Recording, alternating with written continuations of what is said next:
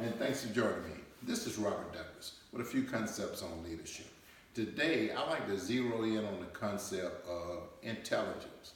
Now, before we get started, let me explain what I'm saying when I say intelligence. It's not graduating magna cum laude or summa cum laude from an Ivy League school, although that's great.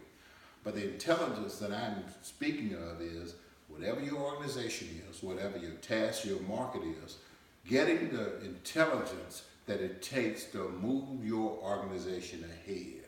So often leaders start improvising things based on hunches or based on what someone said or rumor or innuendo.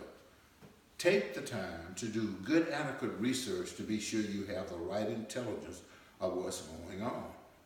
Ask yourself, what do I need to know now in order to take this organization where we want to have it 5 years, 10 years, 15 years, or 20 years down the road? The intelligence that you gather, the information, the data that you gather will help provide you with that roadmap.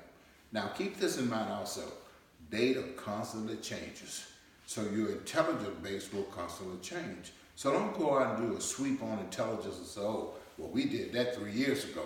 And 3 years ago, intelligence said we should just do what we're doing now. Not so.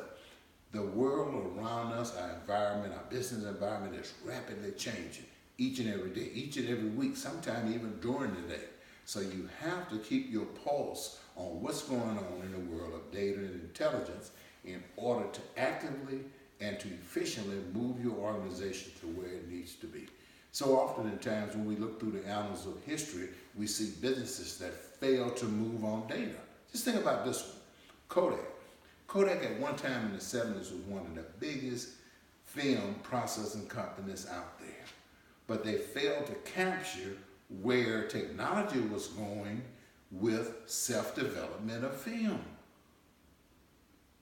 As a result of that, Kodak no longer exists.